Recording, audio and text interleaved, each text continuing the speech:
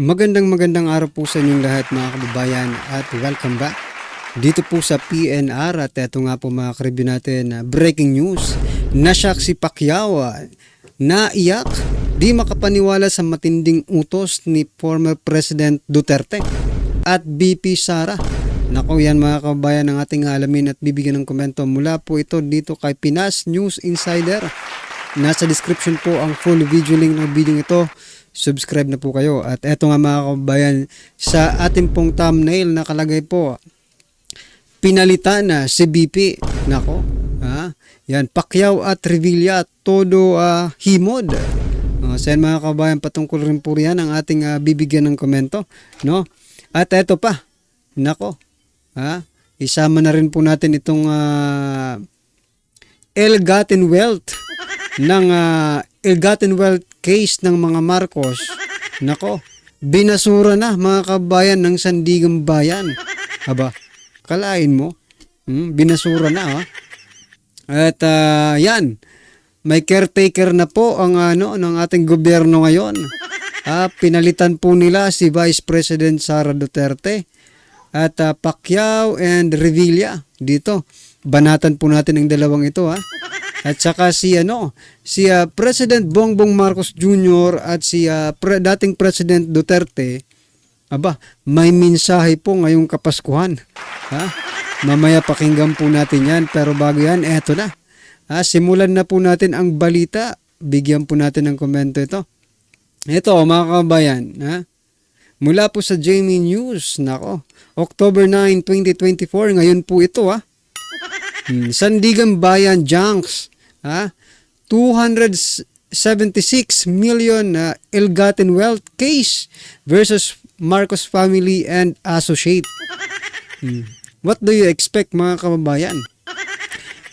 Kung yung mga imposible nga nagiging posible di ba?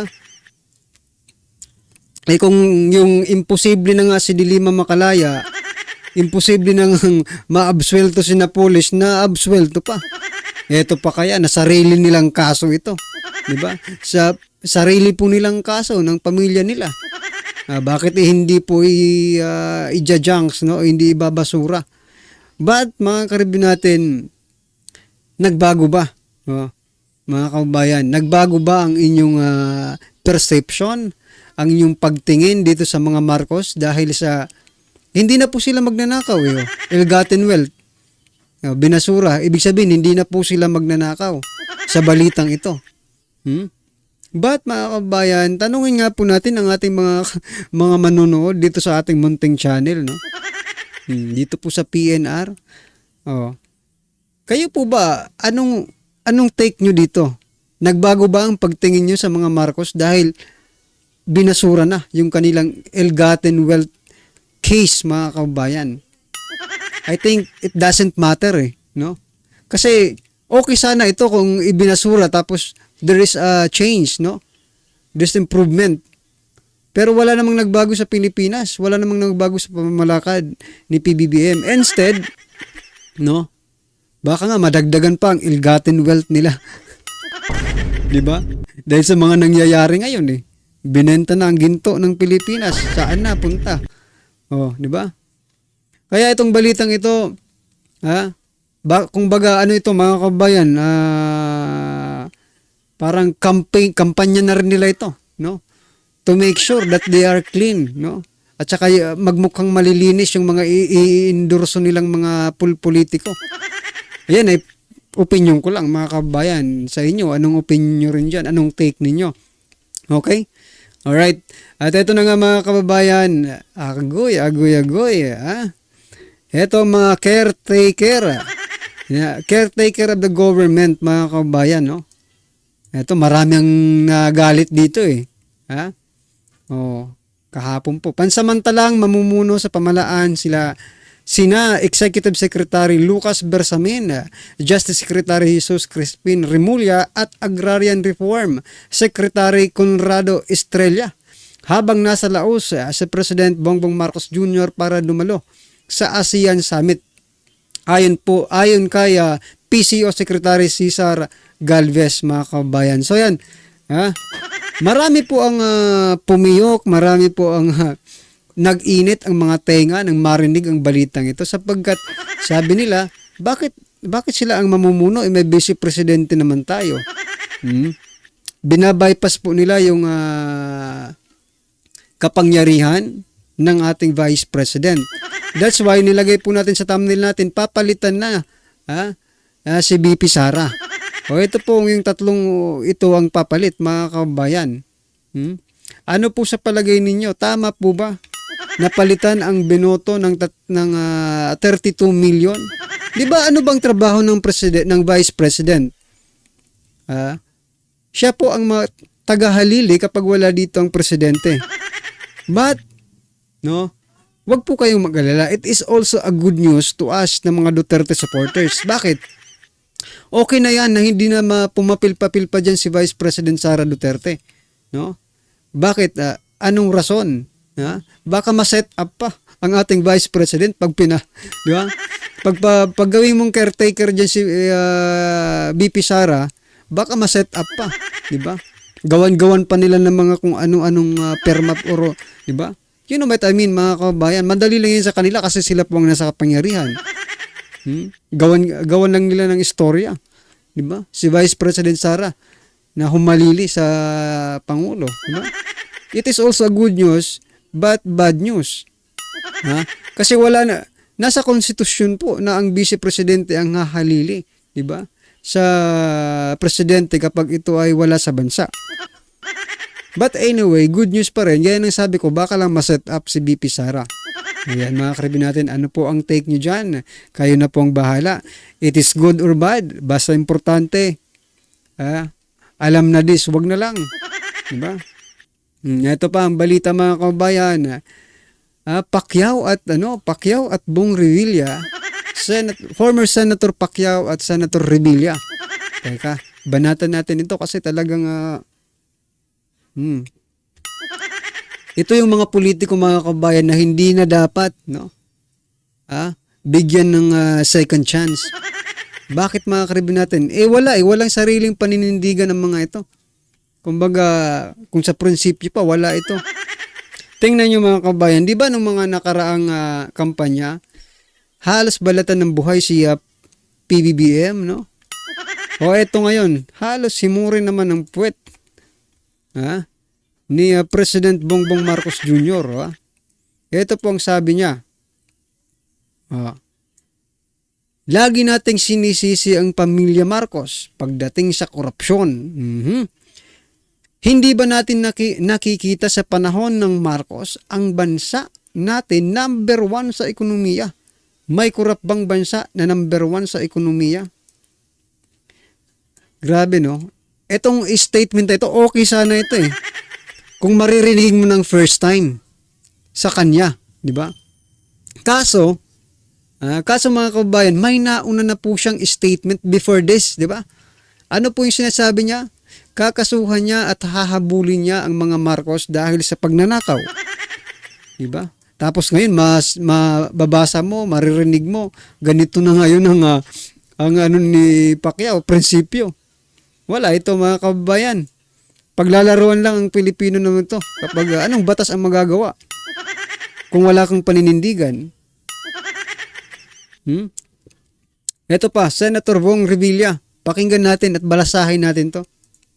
Yun lang nangyari yan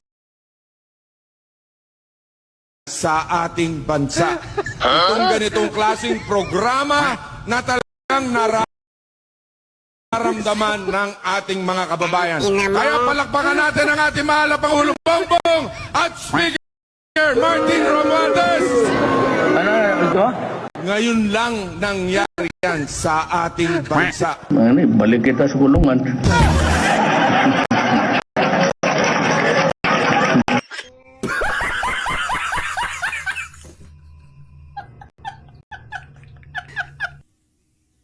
Ngayon lang nangyari yan sa ating bansa. Sa bagay, mga kabayan, ngayon lang nangyari sa ating bansa. Na malaki, halos lahat ng department ay malaki ang pondo, ang budget. Na anong project ang sinasabi ni Senator Bong Revilla?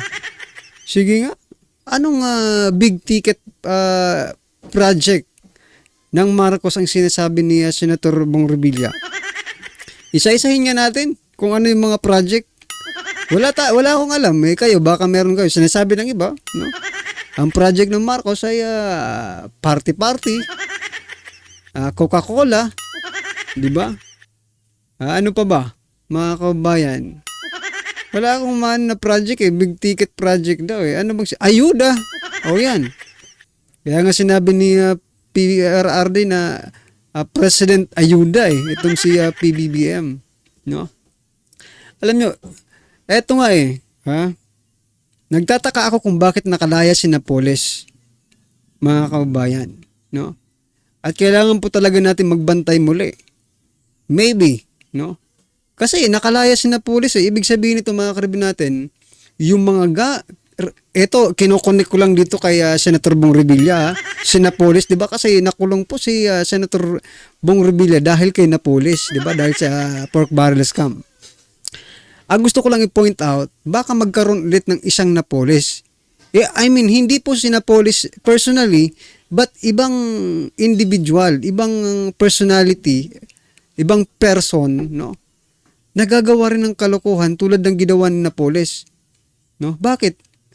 Bakit ko nasabi yun, mga kabayan? Kasi hindi na po sila natatakot na gawin yan ulit na ginawa ni Napoles. No? Kasi ang iisipin nila, ops, teka lang. Nakalaya nga yun Diba? Napakaraming mga senador na involved, nakalaya. O ngayon, i-lower lang natin. Low-key lang tayo. Ha? Hindi tayo mag high profile. Idululusot na naman yan, mga kababayan. Diba?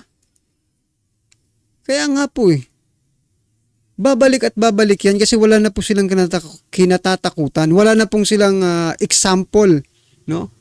Hindi na po sila na-examplean kasi pinalayan na po yung in-example, di ba? Na makulong sana.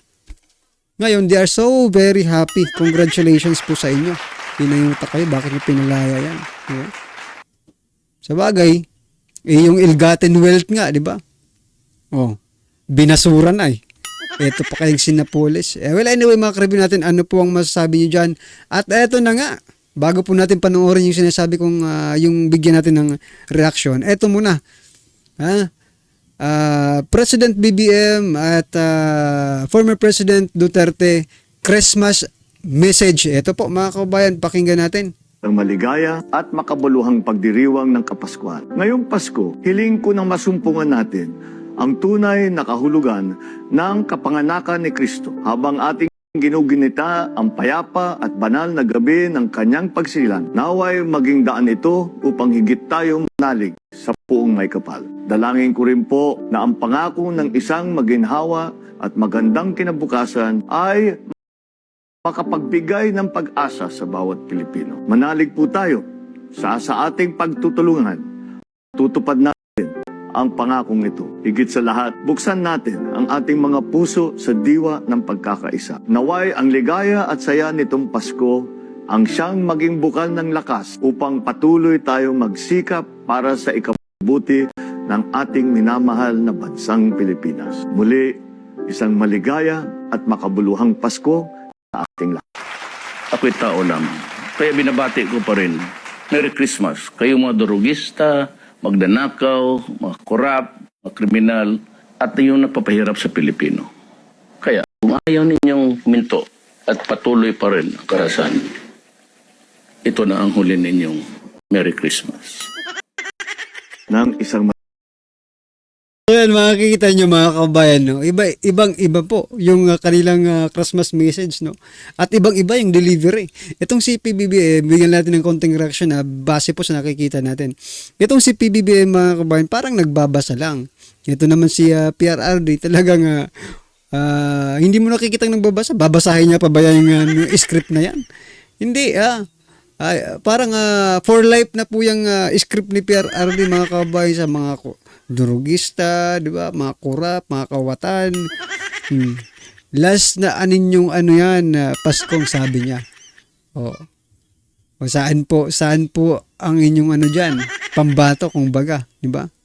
Sino po ang mas nagmamahal? Iba lang yung delivery, pero mas mas iba ay no, mas ako personally mga kabayan, mas ramdam ko yung pagmamahal dito sa sa may PI pa. Oh, di ba? Well, anyway, ano man po ang inyong reaction dyan, i-comment na lang po. At ito na nga, sama-sama at sabay-sabay po natin pakinggan na panoorin at bigyan ng komento ang video ito. Ito na po.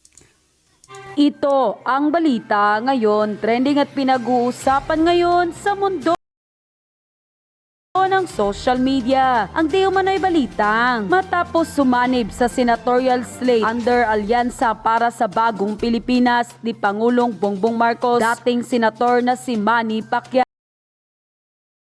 Tinawag ng taong bayan na walang paninindigan matapos sabihin nito noon na hahabulin ng pamilyang Marcos patungkol sa kanilang ill-gotten wealth at muling binuhay ng marami sa ating mga kababayan. Ang tila maanghang na pahayag noon ni dating Pangulong Rodrigo Duterte sa nasabing senador na mag-aral ka muna.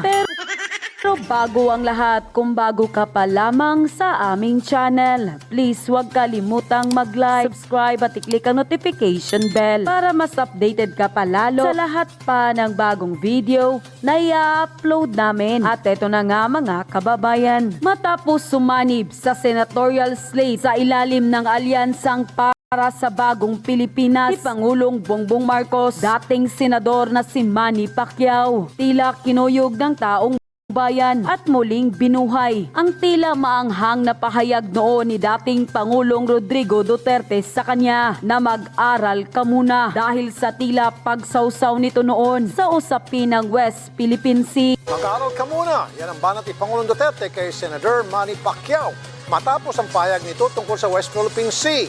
At kung ating matatandaan, noong taong 2022 ay tila nagbigay ito ng pahayag na kung saan nangako siyang hahabulin ang pamilyang Marcos patungkol sa kanilang ill-gotten wealth na ayon sa ilan. Ngayon, bakit bigla na lamang nag-iba ang ihip ng hangin? So yan mga kabayan, talagang dito makikita natin talagang walang prinsipyo. No? Itong si Senator Manny Pacquiao. At ano kaya ang kanyang pinaglalaban? No? Kung kasi yung nakaraang eleksyon, ang ipinaglalaban niya ay hahabulin niya ang mga Marcos. No? Oh, sa mga ginawa nitong pangungurap no sa ating bansa. Ngayon naman, kakampi niya na di ba? Ito na yung niya, pinagtatanggol niya na. Ba yun? Ipinagtatanggol niya na yung Marcos, no? Wag na daw natin sisihin yung mga Marcos. O dahil silang maganda yung kanilang naging pamamalakad sa ating bayan.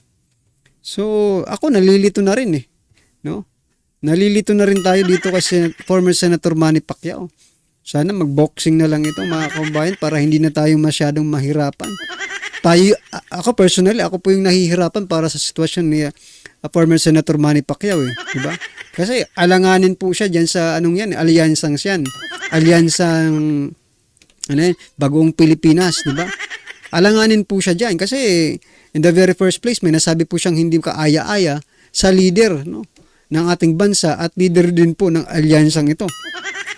So, ano sa palagay niyo mga kabayan? Tagilid talaga si former Senator Manny Pacquiao dito kaso hindi rin siya makabalik dito kay dating Pangulong Duterte sa PDP laban kasi may atraso na rin. Kaya siguro dapat mga stop na in politics, no? Mag-retire na lang. Diba? Mag-retire na lang. Well, anyway mga karibin natin, ano man po ang inyong opinion, reaction patungkol po sa video ito ay comment lang po sa baba. Para at least alam po natin mga kabayan ang inyong opinion. Maraming salamat po.